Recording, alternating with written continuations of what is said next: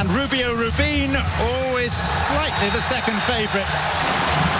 And Rubin is sent off for the first time in his career.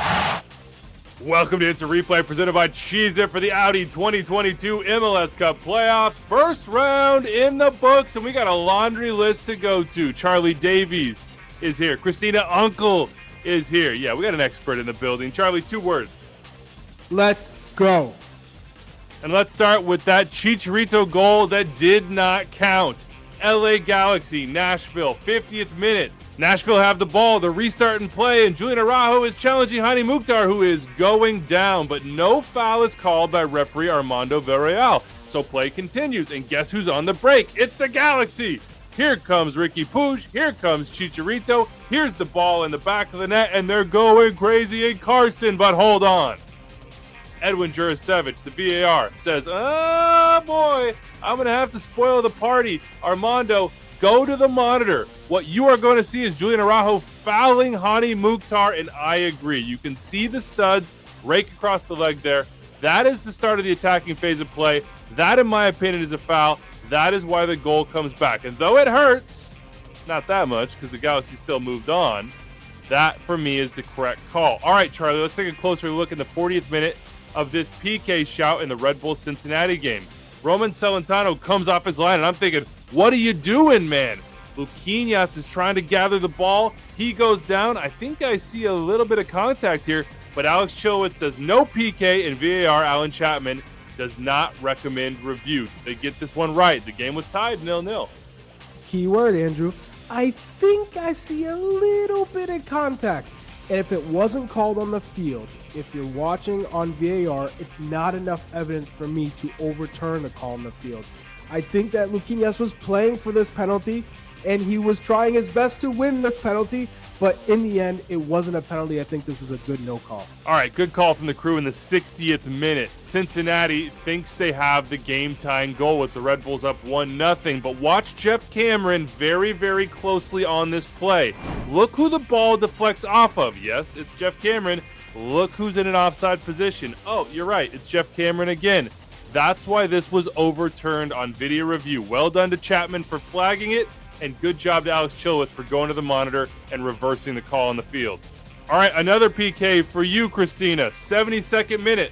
Loose ball inside the penalty area for the Red Bulls, and Andres Reyes is, well, he's kicking, and he's not kicking the right thing, apparently, because Alvaro Barreal goes down. PK is called. Is this the right call? It is the right call. It is the correct decision for a penalty here in this play for Reyes. You know, it's unfortunate, but there is contact, and it was the right decision. When he runs to the referee, I'm thinking, oh no, Andres, you know you're guilty. The ball goes to the spot. Cincy win 2-1 thanks to Brandon Vasquez. All right, let's turn the page. Austin RSL, 12th minute. Michael Chang sends a ball across the penalty area, and Johan Valencia, it was called, Charlie, and RSL go up 2-0 from the spot. PK for you? Seems pretty clear to me. Pretty clear. The arm is extended away from his body. Got to keep those arms tight within the silhouette of your body, so good job by the referee to get this call right.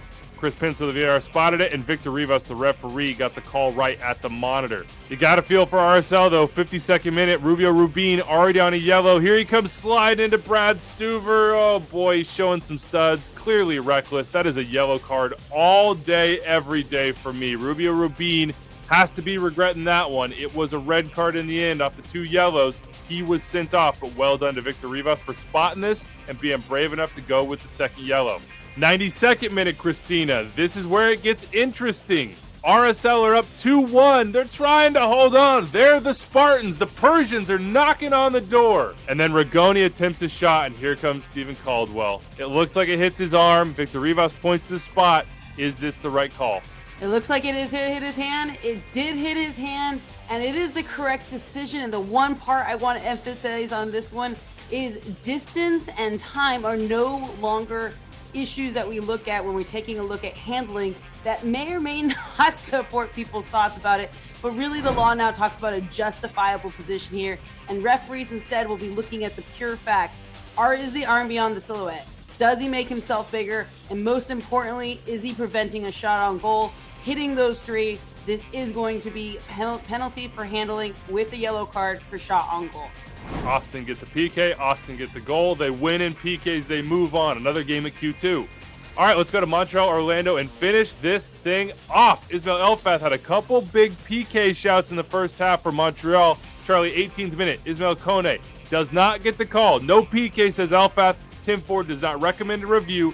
Did the crew get this one right, in your opinion? The crew did get this right. Ismail Elfath called a consistent game throughout. And when you watch this contact, it's not sufficient enough to bring Kone down. I thought he did a good job of letting this one play out. Yeah, for me, it looks like Kone lets those feet go just a little bit early. If he keeps going, maybe Huan gets tangled up and you have the contact that would result in the PK. As it was, Christina, Ismail Elfath was looking for a lot more. Same thing goes in the 45th minute. Lassi Lapalainen dribbled inside the Orlando penalty area, challenged by Cesar Araujo, and oh boy, there is contact here, Christina, but Elfath stays consistent. He says no PK. What do you think about this one? So what we're really looking for here is the two different types of video replay that you need to confirm Ish's call here. And the first is in slow motion. It shows the point of contact. That's what we're looking for. It is in the upper knees. There is contact, as you mentioned. But more importantly, Araujo, when you show in slow motion, his foot is already planted. It was more of an initiated contact by Lapalainen on this play. Minimal slight contact, not enough for a penalty. Like the consistency that Ish had on this, and this is a call that VAR would never recommend, whether called or not. The decision in this play will always stand with the referee. Christina, what I'll add is there is a little bit of a kick out after the contact. It's the flopping for me that really shows that this is not a penalty. No need for the acrobats. Charlie, I agree. When you put some mustard on it, you're not helping the referees go on your side of the team. So a little bit of kick out, a little bit of mustard, you're not going to help yourself out on these calls. I call that one the motorcycle kickstart. You got that little leg jerk as you're trying to get it. Doesn't matter in the end. Montreal win, and they got a second goal in the 95th minute thanks to Tim Ford, the VAR, who spotted that this foul, initially spotted outside the area by Elfath, actually occurred inside the penalty area.